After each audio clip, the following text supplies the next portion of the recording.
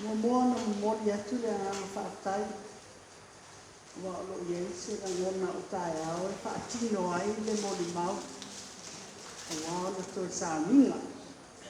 Ia e pangale. E whangatana o sunga le pai ke autoina. Ia leo watu ina mai le fasili. O si o tolua, tu lou la vale swafa.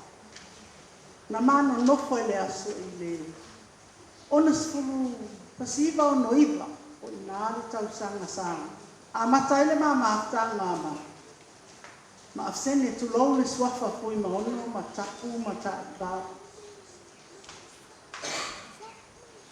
Ai to a mafa ipo. Ele aso se fulu fitu e Januari. Ele Afioga se lau fitu sfulu. O Afasene tu lou le swafa. Pe ona fisili ngia ele sunga tata. Na mano nofo mai ma Afasene. To ase fulu ono tau sanga se tu nofo. No wo mai le ani ai vai Yesu. O lai ti ma ona tu whawhine o ngai to tele le primary school. E vai ngahi. Ai o toi tatanga la vai Afasene le mātanga. Ele malima le oti. Ele aso spupito i Januari. Ele tausanga nei. Lua o lua tō. Ua atua ai le lima sputoru tausanga. Talu o na māmafuta. I'm sure there are some of the people here that don't understand our Samoan. I miss it from Tuua in Malaysia. I married Afasene in 1970, the 17th of 1970. It's been 53 years since I married my darling husband. I'm sure there are ups and downs in Te Leo Ainga, e leo pose lilo, e taitonu, e whaamasino a le atua. Nea ngai whaingata o le tamao la whanau.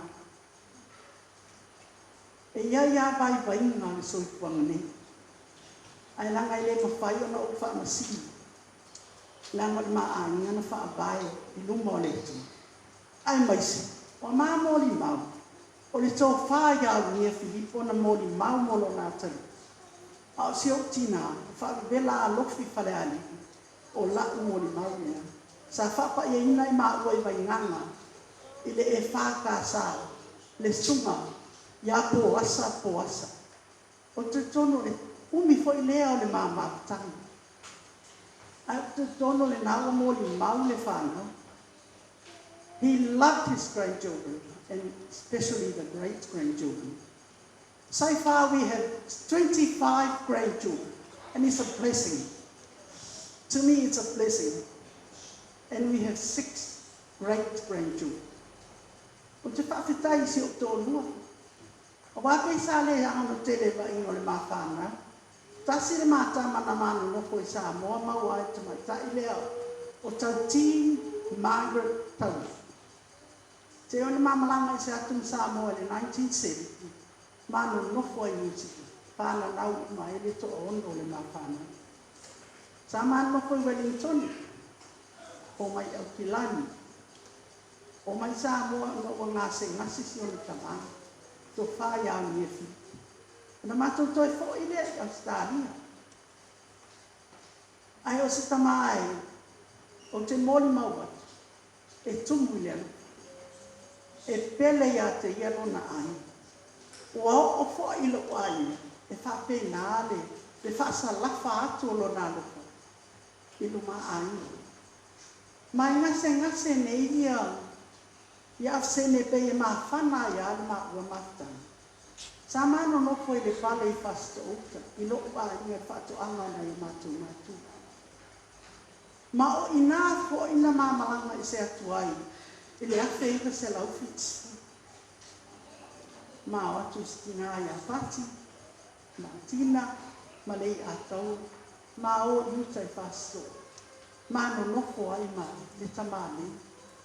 Le fo ina ngase, wai le osta ngatai. E whaapea mai a mea o ma.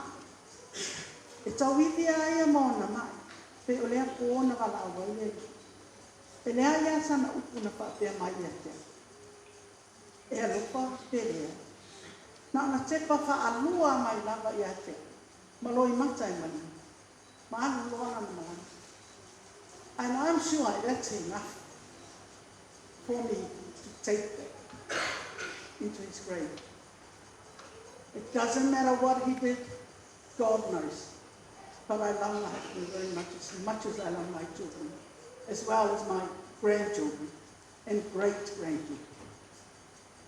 Well, what to love a woman, but my money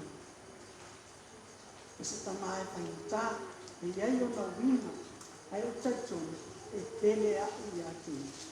Ma si a ngā ua whāna, ai wha sili lo na ani. O le tausanga e wha apea e le tasi iwa, a wha iwa whitusfu. Pawale o le mea na mana o, e Afasene mua i ate. Ia batu le tō pāi a ni e Filipo matina, a mana loko i wani toni. E wha apea nā lo nā nganga i o nā lofa i o na mātua. Ai mai si o na tō whāwhiti. O le tō whitu leo le mawhana. Na maa adopti nā ai ia. Le whale tua le ia titiu a mea whātoi. Ai mai se ia se alo ia te pisa. Unia whapea se alo ia unia Felise e tolu. O Lucia ma penipito.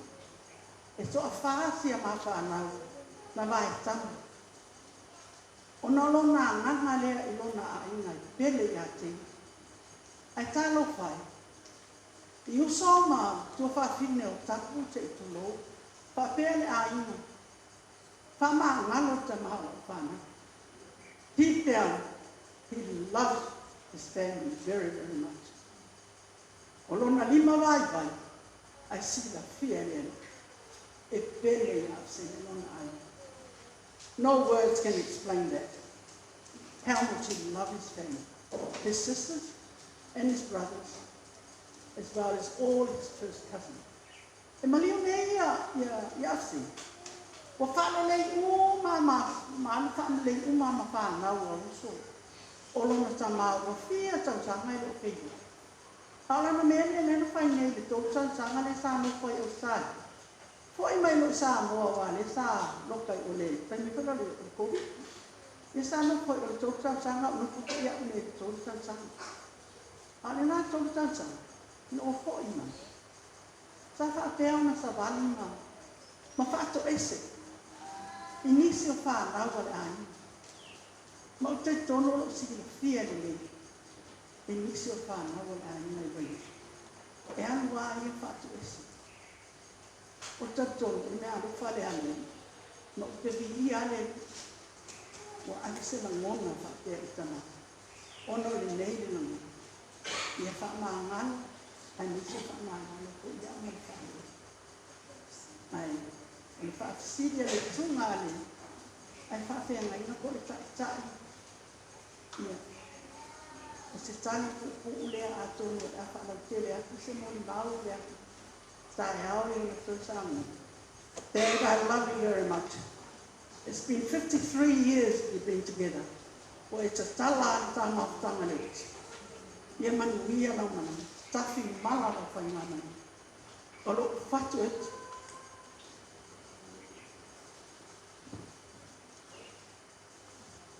It's not. Losing someone who's been together for 53 years, it's not easy. I'm doing the best we can, and I know you love your grandchildren. But deep down, and I'm not ashamed to say this, I love this man very, very much. He is my husband, my friend, as well as he is my angel now going back to heaven. And he's going to watch each and every one of us. Daddy, I'm going to miss you. Okay.